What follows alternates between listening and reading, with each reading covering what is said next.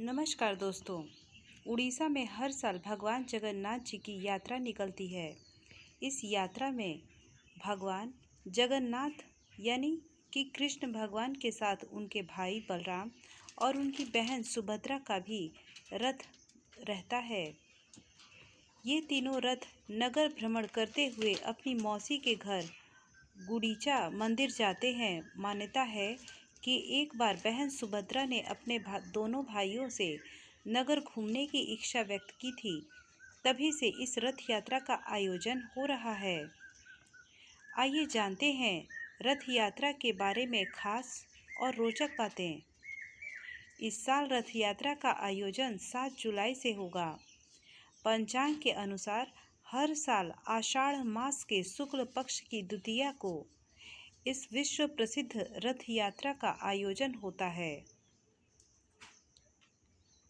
मूर्ति में नहीं है किसी के भी हाथ और पैर पंजे। सुनने में यह बात अजीब जरूर लगती है, लेकिन यह सच है कि भगवान जगन्नाथ जी, बहन सुभद्रा और बड़े भाई बलराम जी तीनों की मूर्तियों में किसी के हाथ, पैर और पंजे नहीं हैं। इसके पीछे भी एक पौराणिक कथा यह है कि प्राचीन काल में इन मूर्तियों को बनाने का काम विश्वकर्मा जी कर रहे थे। उनकी यह शर्त थी कि जब तक मूर्तियों को बनाने का काम पूरा नहीं हो जाएगा, तब तक उनके कक्ष में कोई भी प्रवेश नहीं करेगा। लेकिन राजा ने उनके कक्ष का दरवाज़ा खोल दिया, तो विश्वकर्मा जी ने मूर्तियों को बनाना बीच में ही छोड़ दिया। तब से मूर्तियां अधूरी रह गईं, जो कि आज तक पूरी नहीं हो पाई हैं।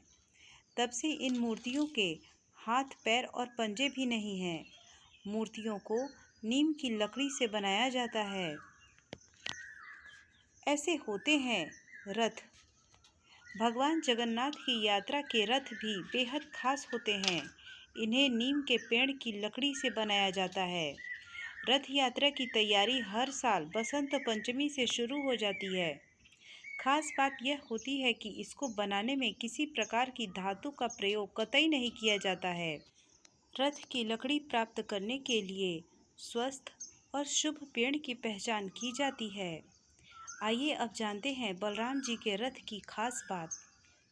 बलराम जी भगवान जगन्नाथ जी के बड़े भाई हैं और बड़े होने के नाते यह सबका नेतृत्व करते हैं। इसलिए रथ यात्रा में इनका रथ सबसे आगे रहता है। इनके रथ की ऊंचाई 44 फुट होती है।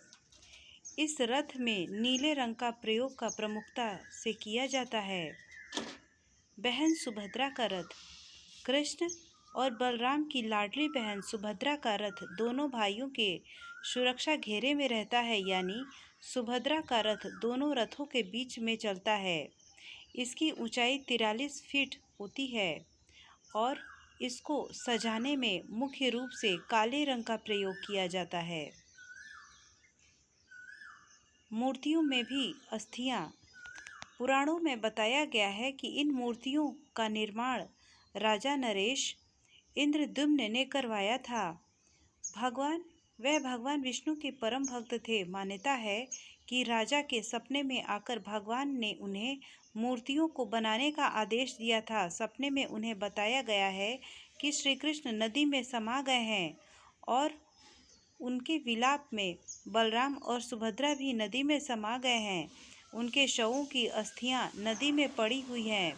भगवान के आदेश को मानकर राजा ने तीनों की अस्थियां नदी से बटोरी और मूर्तियों के निर्माण के वक्त प्रत्येक मूर्ति में थोड़ा थोड़ा अंश रख दिया। जगन्नाथ जी के मंदिर का निर्माण करीब 1000 साल पहले हुआ था और तब से हर 14 साल में यहाँ प्रतिमाएं बदल दी जाती हैं। दोस्तों, ये थी जगन्नाथ जी की यात्रा के बारे में कुछ खास बातें। उम्मीद है आपको हमारी दी गई जानकारी अच्छी लगी हो, तो हमारे चैनल को लाइक और सब्सक्राइब अवश्य ही करें और कमेंट बॉक्स में अपनी राय अवश्य दें। आपकी राय हमारे लिए बहुत ही महत्वपूर्ण है। धन्यवाद।